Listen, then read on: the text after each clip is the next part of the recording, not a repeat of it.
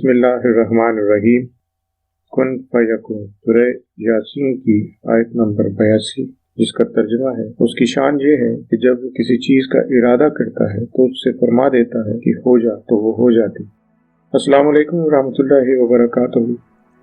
عزیز دوستو، میں ہوں آپ کا اپنا سید حفیظ مخفی، اور میں بزم مخفی کے تمام نئے اور دیرینہ شرکاء کا ممنون و مشکور ہوں، اور آپ سب کو آج کی ایپیسوڈ میں خوش آمدید بھی کہتا ہوں۔ دوستو، آج میں بزم مخفی کی دیرینہ رفیق محترمہ سیدہ حمیرہ صاحبہ کے اصرار پر لفظ کی اہمیت کے حوالے سے بات کرنے کی کوشش کروں گا۔ ایک بات تو یہ کہ یہ نہایت حساس موضوع ہے، اور دوسرے مجھے اپنی کم مائگی کا بھی پورا احساس ہے۔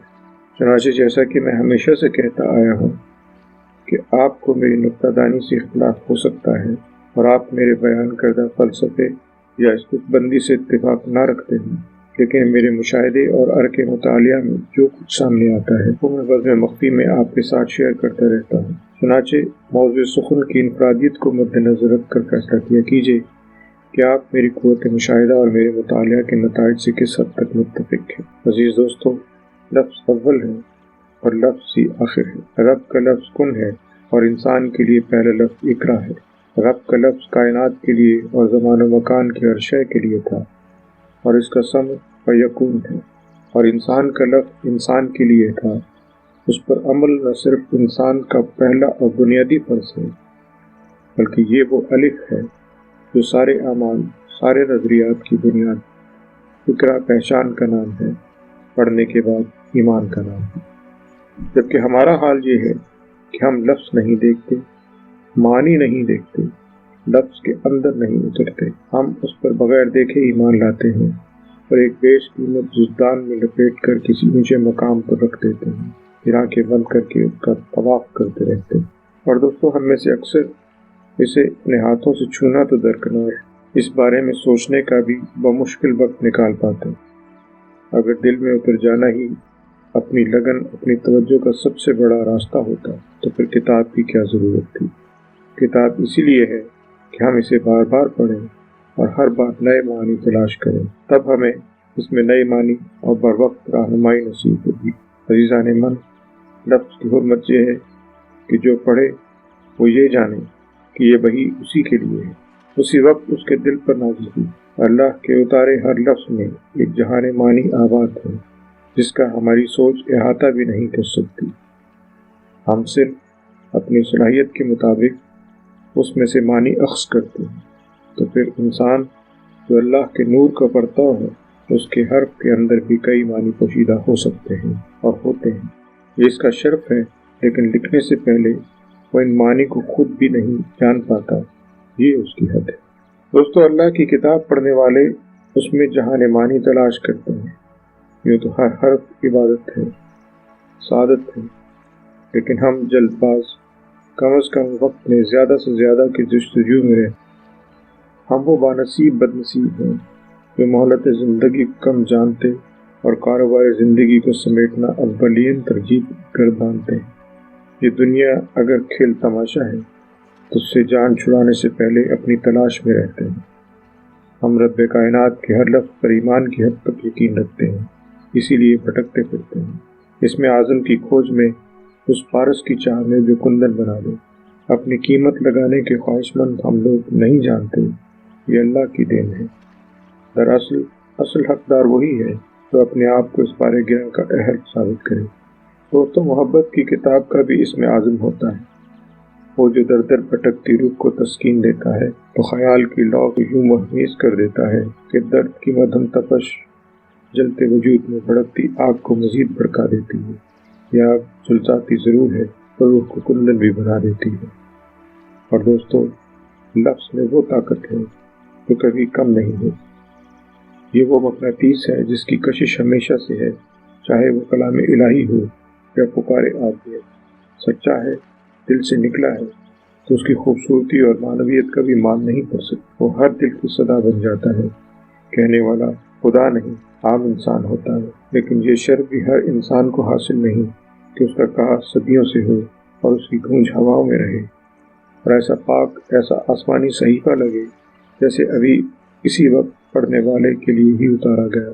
محض لفظ کی خوبصورتی اور اس کی گہرائی اہم نہیں، بلکہ اس کا وقت، اس کا مقام اور وہ منبع زیادہ اہم ہے جس سے سوچ کے دھارے پھوٹتے ہیں۔ اس میں شک نہیں کہ لفظ کہنا، لفظ لکھنا رب کی وہ انمول عطا ہے جو بہت کم کسی کا نصیب۔ انسانوں کے اس ہجوم میں زبان و بیان کی فصاحت و بلاغت اور لفظ کی مہک اپنی جگہ خود بنا لیتی ہے۔ زبان صرف اس لفظ، اس بیان کا خاصہ ہے جو وقت کی پکار بن جائے اور جس کی جگمگاہٹ ہر زمانے میں روشنی پھیلاتی رہے۔ عزیز دوستو، لفظ کو زوال نہیں، یہ وہ وحی ہے جو سچے دل سے پڑھنے والے کی روح پر الہام ہوتی ہے اور اس کے لیے خاص ہے، جو پورے اعتماد سے اس کے اندر اتر کر اپنا آپ تلاش کرے۔ جسم کو فنا کیا جا سکتا ہے، لوٹا کسوٹا جا سکتا ہے، سوچ پر پہرے بٹھائے جا سکتے ہیں، لیکن لفظ کی حرمت، اس کی سلامتی مستحکم ہے۔ جو کہہ دیا سو کہہ دیا، اور جو لکھا گیا وہ جس قابل ہو اسی طور پر تاریخ میں زندہ رہتا ہے۔ عزیزان من، اس دنیا سے پرے ایک اور دنیا ہے، اس کائنات سے ماورا ایک اور کائنات، اس جہان سے الگ ایک اور جہان، یہاں تک کہ انسان وہ نہیں ہے جو دکھائی دیتا۔ ہم خود اپنے آپ کو نہیں جانتے، کس وقت کس قسم کا رویہ اختیار کر سکتے ہیں۔ اسی طرح لفظ بھی وہ نہیں جو پڑھے جاتے ہیں، حتیٰ کہ ان کے معنی بھی وہ نہیں جو نظر آتے ہیں۔ الفاظ کے معنی کا بھی ایک اور جہان ہے جس میں بظاہر سیدھے سادے عام سے لفظ اگر کسی اور نظر سے دیکھے جائیں تو بات کہاں سے کہاں پہنچ جاتی ہے۔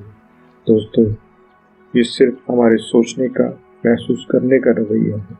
یہ وسعت نظر ہے جو ہمیں فرش سے عرش پر پہنچا دیتی ہے، اور وہیں تنگ نظری ہے جو ہمیں ہمارے ہی خول میں بند کر کے ہماری سوچنے سمجھنے کی صلاحیت سلب کر لیتی ہے۔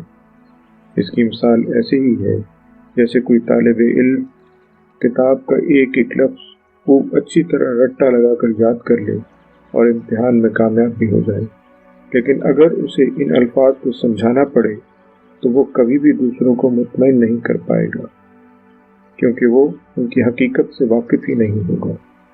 دوستو، اب یہ ہم پر منحصر ہے کہ ہمارے نزدیک کامیابی کا معیار کیا ہے۔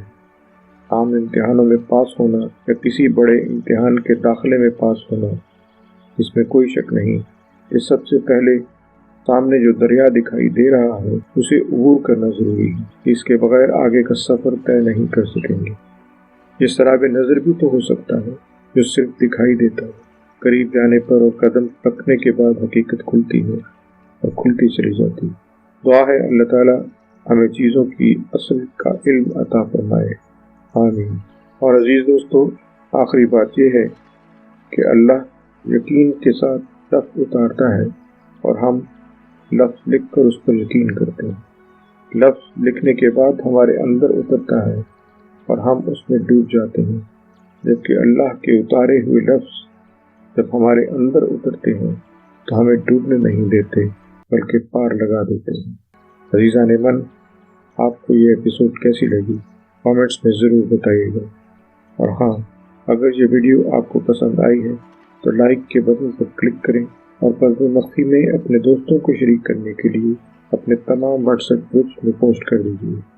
اس کے ساتھ ہی مزید ویڈیوز حاصل کرتے رہنے کے لیے بیل آئیکن پر بھی کلک کر دیں، اور ہاں، اگر آپ نے اب تک پردہ مخفی کو سبسکرائب نہیں کیا تو اب کر لیں۔